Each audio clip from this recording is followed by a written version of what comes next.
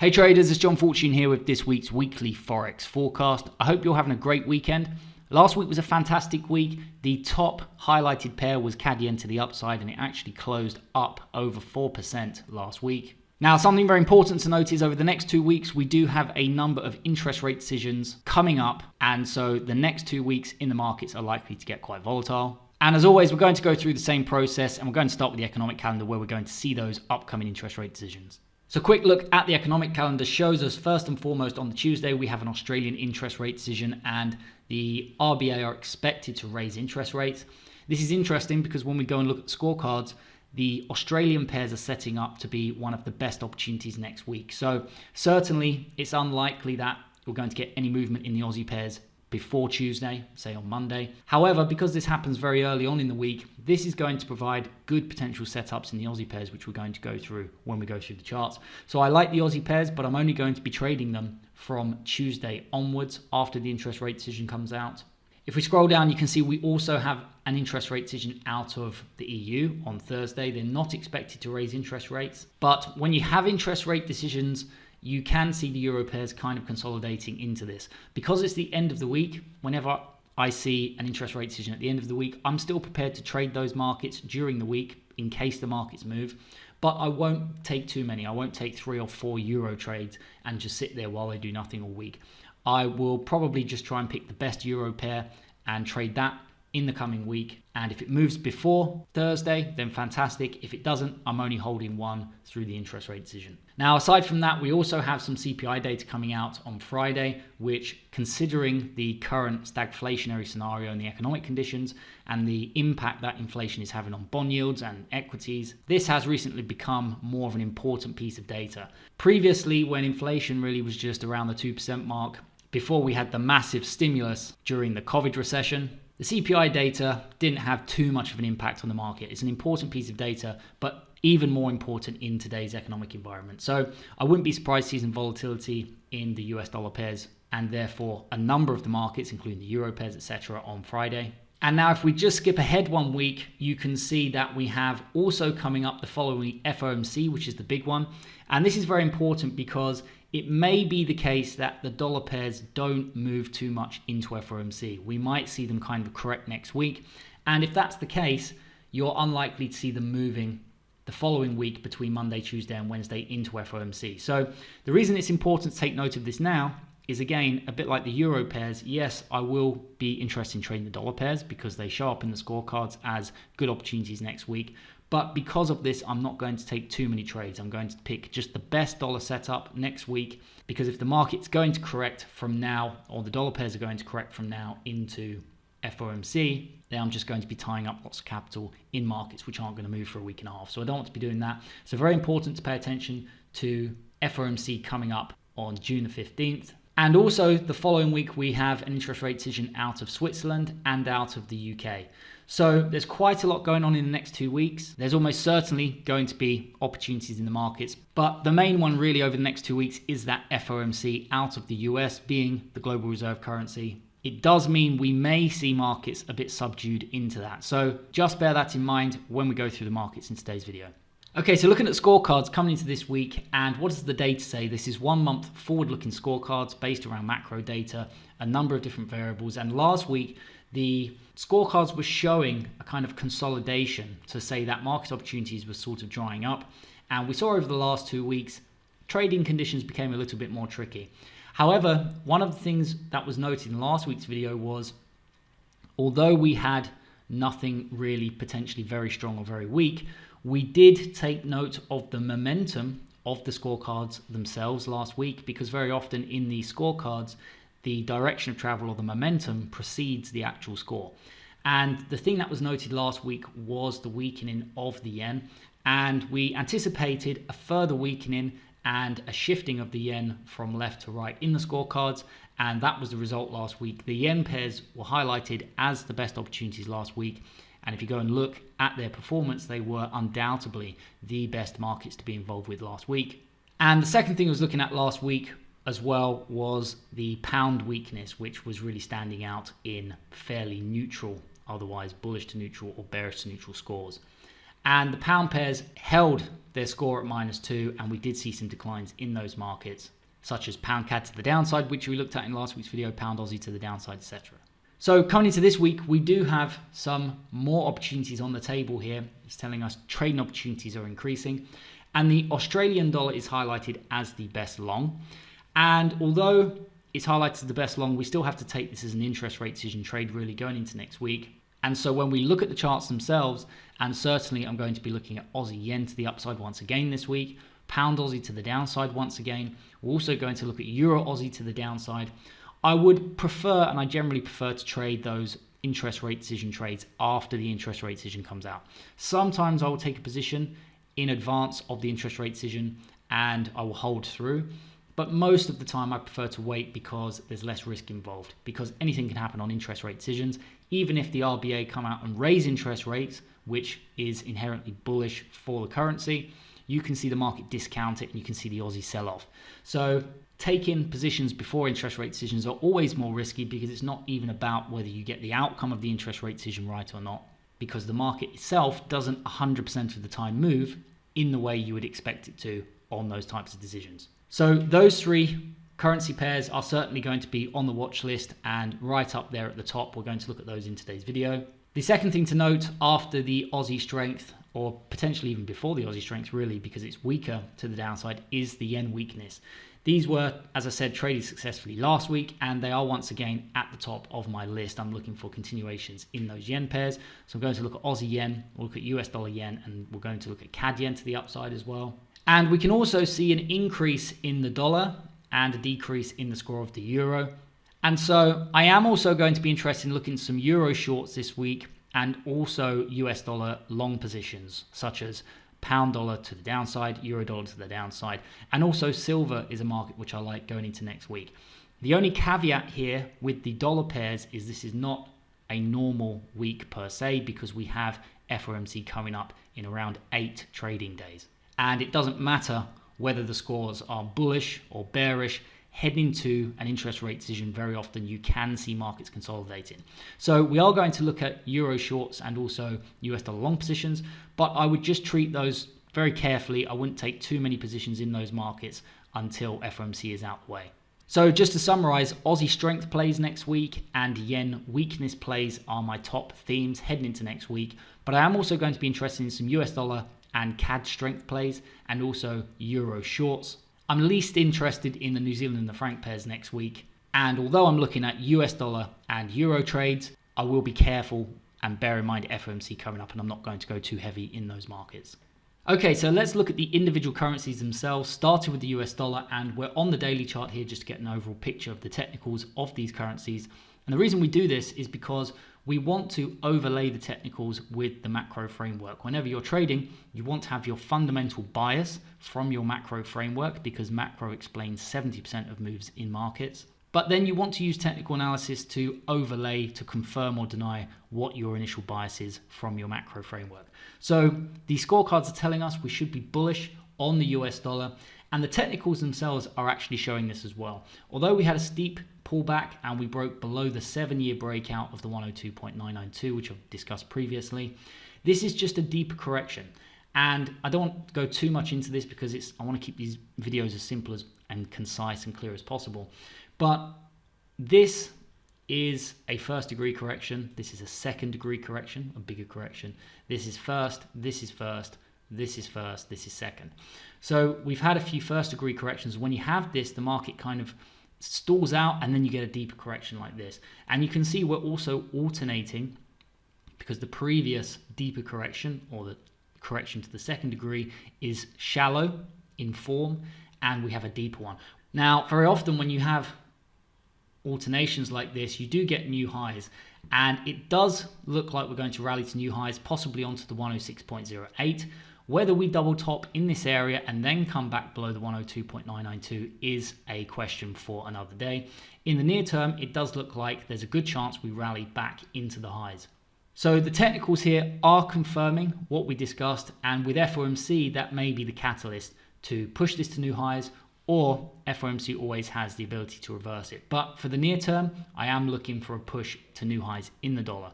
And as I said, FOMC is likely to be the deciding factor of where the US dollar goes from here, from this major breakout level of the 102.992. Next is the euro. The euro actually has a setup very similar to silver, which I like, and we're going to have a look at. We broke back above the major breakout level of the 1.06710, and I did say to you previously, don't be surprised just to see this consolidate around this level into FOMC, and we could very well see that, which is why I'm not going to go too heavily on euro and dollar positions next week if I do trade them, because we may just continue to consolidate in this area. What tends to happen, and you'll see this with the Australian dollar when we go and look at it, when we have interest rate decisions, the markets have a knack of getting themselves into technical positions where they can go either way. And so I wouldn't be surprised to see this consolidate here, and that sets it up for a rally and a failure of this breakout on FOMC, or perhaps even the interest rate decision on Thursday, or a break back down below here. All of the traders who are trying to buy this support level on a dip are going to have stop losses here, and that will start a catalyst to the downside. You don't have to guess which way the market's going to go and be wrong or be on the wrong end of this and lose money. The best thing to do in these scenarios is just to wait for the initial move. So what I'd really like to see here is, I would really like to see the euro breaking down here first, like this, take out some stop losses down in this area, see some momentum, and the market will correct. It will probably come back and retest it on the underside like this. That would be the opportunity, and that's where you're likely going to kickstart the next bigger moves to the downside. So I am interested in this, and that's what I'm looking for in the euro. Next is the pound, and the pound has traded into resistance, and this is where the scorecards come in handy, because they will give you your bias to say, is this a new breakout to the upside? Should we be treating this as an inverse head and shoulders? Or is this more likely to fail at resistance and come down lower? The fundamental macro scorecards are telling us on a 1 month forward looking basis, the probabilities lie with further declines. So I am bearish on the pound, and I expect this attempted break of previous resistance at the 1.2615 to fail. Swiss franc.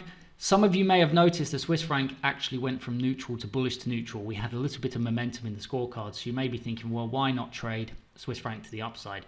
The problem is, with such a steep pullback like this, I think there's a good chance we start to come down for further declines in the Swiss franc. It's also a Swiss National Bank policy of devaluation.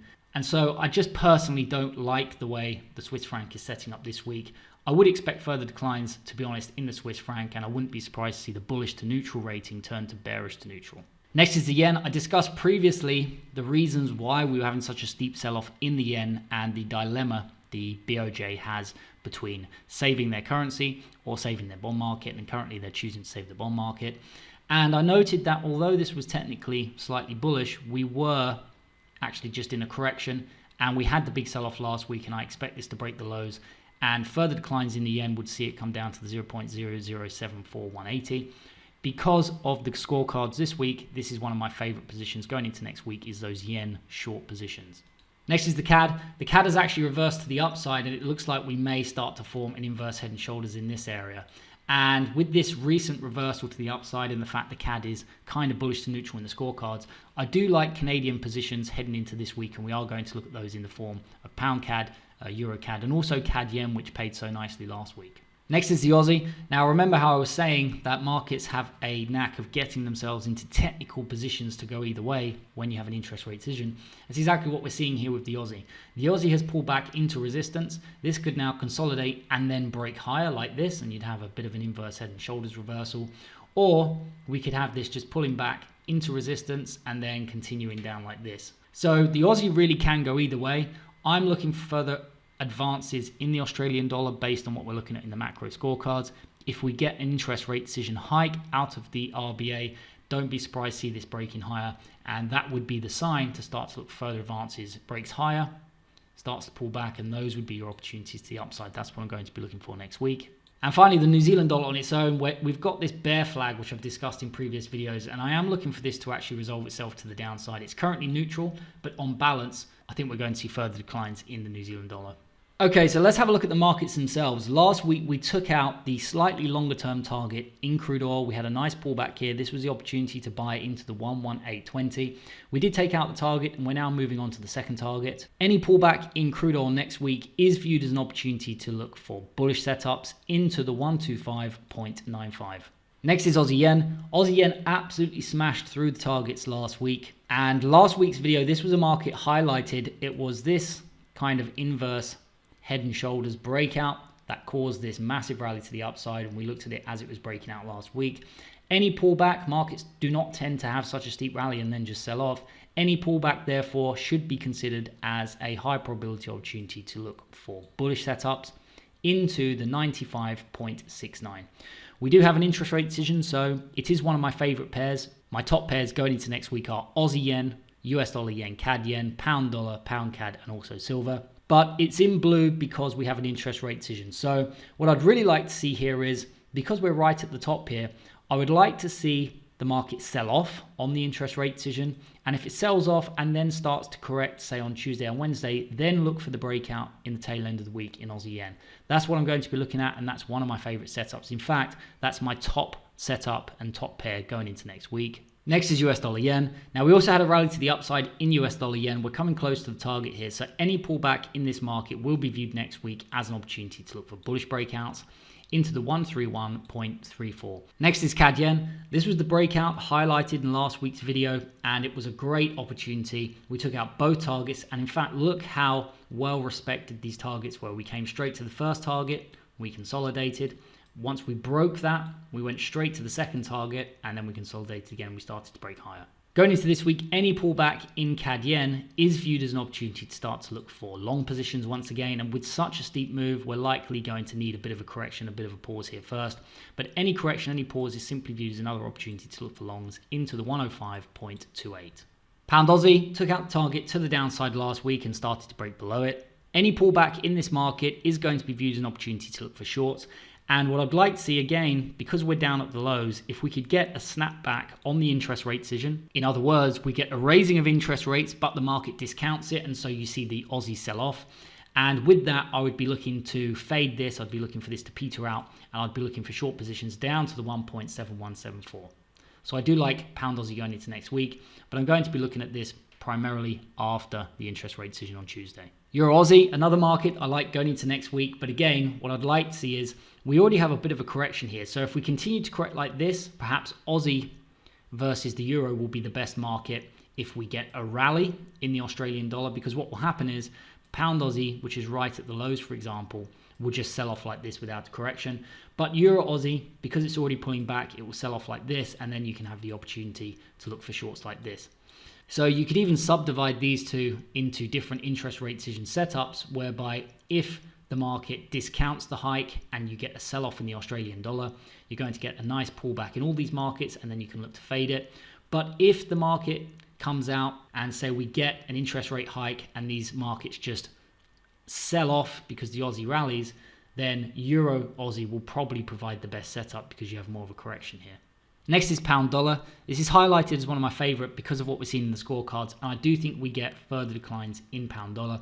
Just bear in mind we have FOMC in a week and a half, so if I am going to trade dollar pairs, probably pound dollar, maybe euro dollar or silver would be the top three dollar pairs I'd be interested in trading before FOMC. You can see we've already started to pull back and we've broken out of this huge correction here. We're now starting to break out to the downside. So any pullback in this market simply views an opportunity to look for shorts into the previous lows and then onto the 1.2081. May take a couple of weeks to get down here because, as I said earlier, we had a bigger correction in the DXY. Next is euro dollar. Now I like how euro dollar is setting up. This is pretty interesting. We've broken down below the major breakout level in euro dollar. We pulled back, we retested it.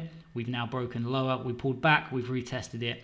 And this is just simply consolidating around, this almost becomes the mean of the consolidation around this key area. This is very typical, and this is probably going to last going into FOMC.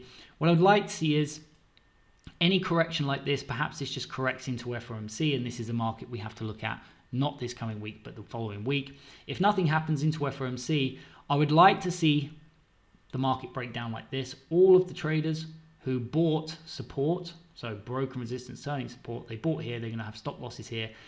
They're going to get essentially stopped out, and they're going to scramble to get out of their positions. And if we break lower like this, this is going to set up the reverse scenario to the downside to the 1.034. So this is a setup I'm looking at, but may require a little bit of patience to play out because of FOMC and also the euro interest rate decision we have as well this week.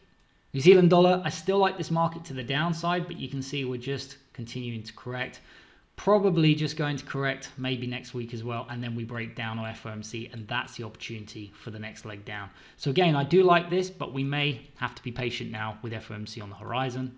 Pound CAD, we came down and took out the target last week at the 1.57370. This is a market I really like going into this week. We have some nice momentum to the downside. Any pullback, and this is one of my favorite setups going into next week, any pullback is going to be viewed as the opportunity to look for bearish reversals down to the 1.5576. And the final Forex pair here before we move on to gold, silver, and Bitcoin is EurCad. I like this market to the downside, but it's not highlighted in gold because of the EU interest rate decision on Thursday. I prefer pound CAD. Any pullback though in this market would be viewed as an opportunity to look for shorts. Perhaps we correct into the interest rate decision and then we sell off like this. That's the opportunity to look for shorts into the 1.3393. Okay, so wrapping up with gold, silver, and Bitcoin. The gold-silver ratio is still holding above the 83.70, and when I do the commodity scorecards, and in fact, I put gold and silver in the commodity scorecards just because of the way they're constructed in terms of supply and demand variables, not only is the gold-silver ratio holding above the 83.70, but silver is rated as one of the worst or best shorts, you could say, in terms of the commodity complex. So I do favor silver to the downside, and it's one of my favorite to pair against the dollar. If we start by having a look at gold, I am bearish, but as I said, I favor silver shorts. Any further declines in this market, and if we come down and take out this level, we have a confirmed double top here in gold. That would be the opportunity. Markets very rarely break these patterns and just come straight down in a vertical line. Any break of this confirmed pattern, look for a correction. That would be the opportunity, in my opinion, to start to look for shorts in gold, down to the 1789.28. Next is silver, very similar setup, and it's also a cross between what we just looked at here in gold and, if you remember, the euro-dollar setup, because we have the double top here, which is confirmed below here. But even more so, we have stop loss orders, which are going to be on these people who we broke above the major breakout level of the 2145, price pulled back, they bought this as a dip, so broken resistance turning support, they bought this, but unfortunately they bought this in a downtrend.